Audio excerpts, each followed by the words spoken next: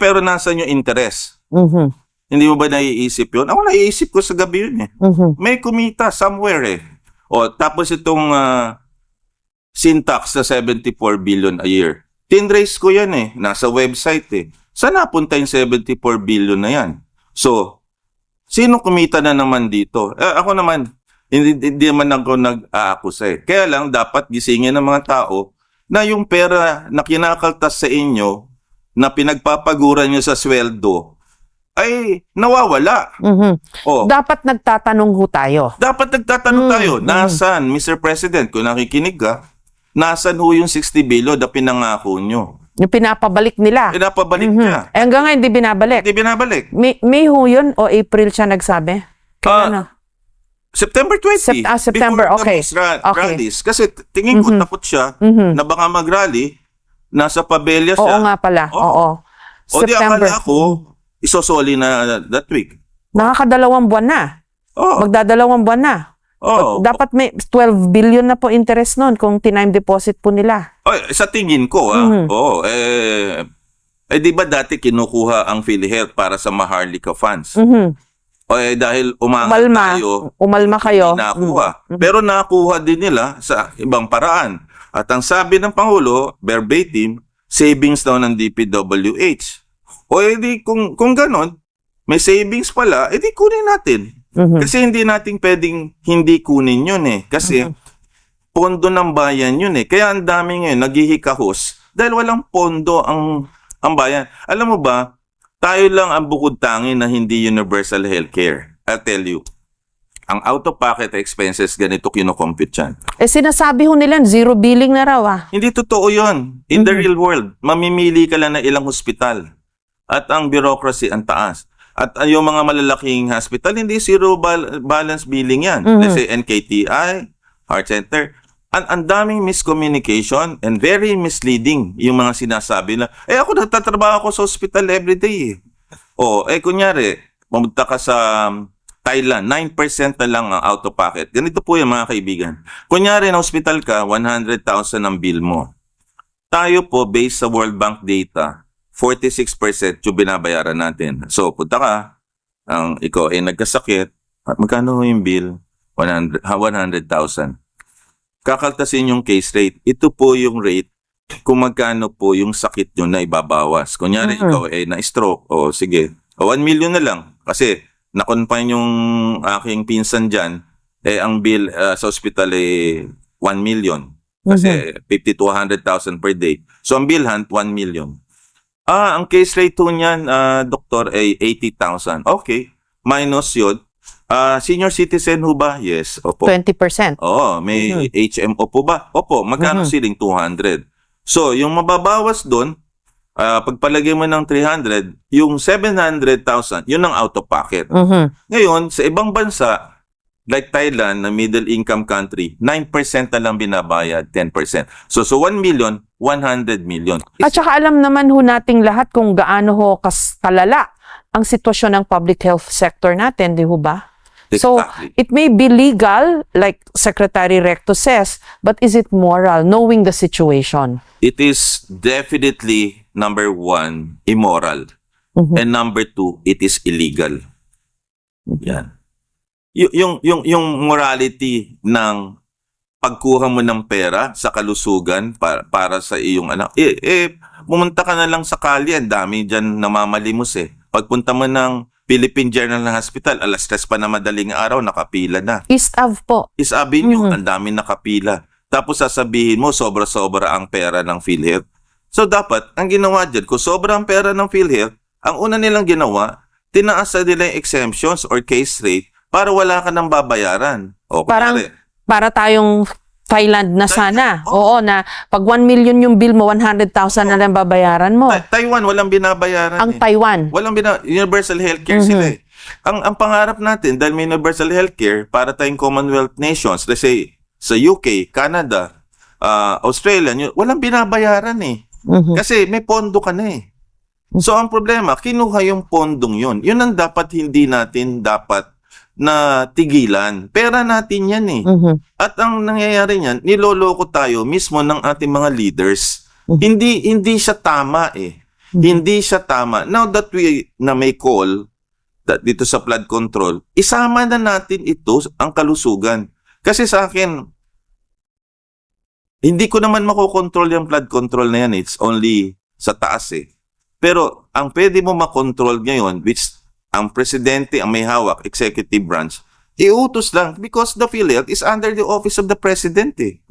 So bakit ngayon walang nagke-claim noon? At yun ang hindi ko maintindihan. Bakit ho kaya? Well, ang una, sa tingin ko, may nagkakakwarta. Diretsahan yun. Or may mga manhid. May mga manhid. Pangatlo, may mga pride. Na ayaw patalo sa prinsipyo. O baka tinitingnan lang nila yung big picture. Yung mga datos at yung mga kaperahan na ganito dapat, binabalanse. Baka ganun po, yung big picture yung concern. Hindi nila nakikita yung the situation on the ground. Ang kita ko Or sa ER nyo man lang sa mga ospital. Ang tingin ko walang compassion and kindness ang leaders natin. Yun ang una. Medyo sweeping po yun, ha? Hindi, tingin ko. Kasi makikita mo naman sa mga hearing eh.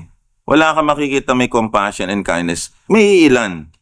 Number 2, kulang sa mga leader natin ng may moral courage. Wala na eh. Tsaka wala tayong mga leaders kayong patriotic, nakikita ko. Ang gusto nila yung may picture sila, tapos titingnan sila, tapos mag-i-Instagram sila, tapos ipopost sila, tapos branded yung mga suot nila, tapos ang gagara ng kotse nila. Yun ang nakikita ko. We live in a materialistic world eh. Yung Pilipino na ini-imagine ko wala na. To think ang national hero natin Jose Rizal, doktor eh.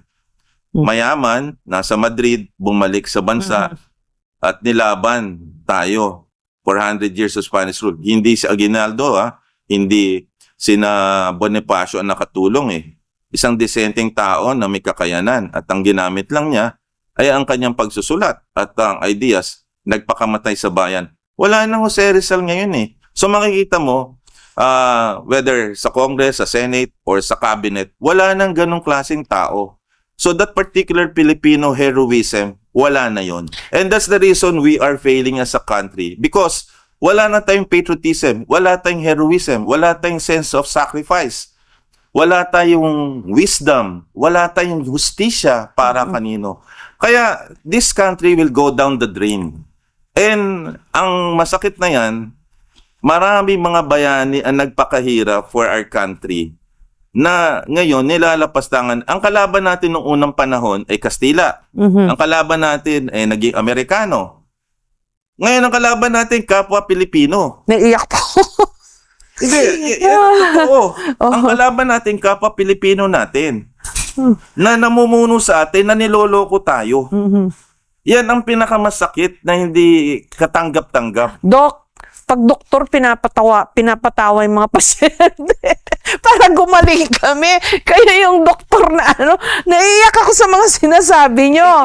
Una sinabi nyo, nasa ICU ng Pilipinas, wala nang pag-asa. Tapos gayon, sabi nyo, wala nang bayani sa ating mga piling. Hindi ko alam kung mababagabag ba ako, maiyak ako, malulungkot ako. Parang hindi ho kayo doktor kung magbigay ng payo. Pasensya na ho kayo.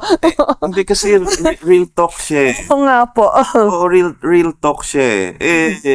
Sa bawat araw na lumilipas na nakikita ko, walang pag-asa eh. Wala ako nakikitang silver lining eh.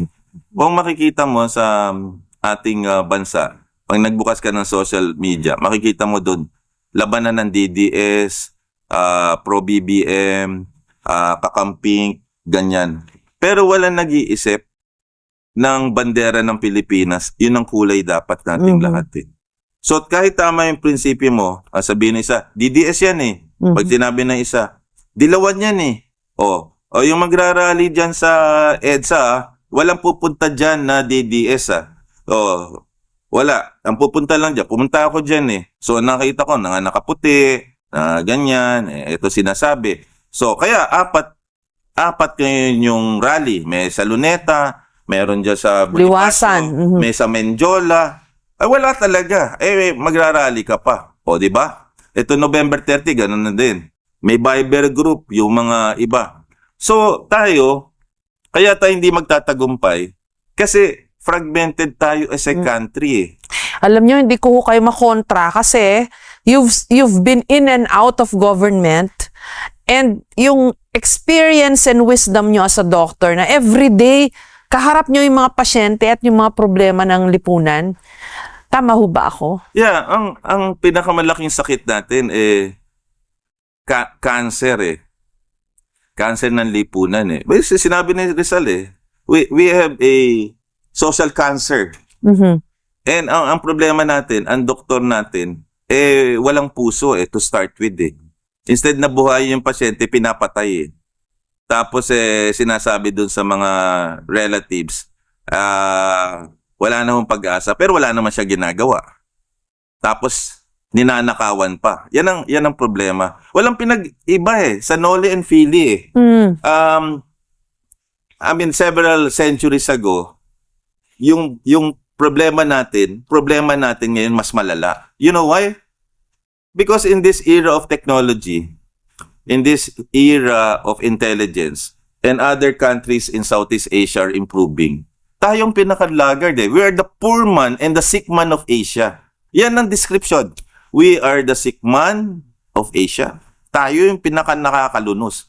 Ngayon, tinan mo, tayo ang number 1 exporter ng nurses sa buong mundo. Dahil ang gagaling ng Pilipino Pati doktor. Magagaling po mga doktor Pero natin. sa ibang bansa, sila'y pumupunta doon. Dahil, bakit?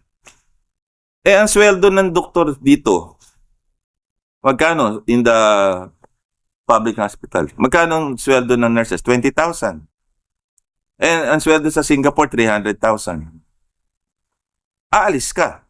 So, nangyayari, aalis, naiiwan si pamilya, yung pamilya, nag-aadik-adik na yung mga anak, nawawala na, tapos babalik. Kaya ang dami nating mga Pilipino umaalis. Alam nyo, dun pa lang ho the fact na we are the exporter of nurses and also doctors, and yet yung public health sector natin dito sa Pilipinas, kalunos-lunos, Yeah. that in kalunos- itself. Kasi nga, wala nakakadiagnose ng tama. Mhm. Do alam nila. So, wala bang lumalaban doon? Kung ang healthcare napaka-importante, dapat tinataasan natin ang bayad, let's say, ng doktor. Mhm. O, mag-file.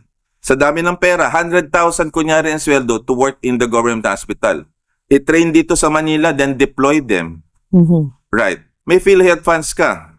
Yan ang pangalawa, pondo. Ngayon, wala ka namang infrastructure dahil multo yung hospital Alam mo yung multo? Ghost. So, kauundas lang. Kaya pala undas hospital ang tawag ko sa ghost hospital. Bakit? Nawawala yung hospital na parang kaluluwa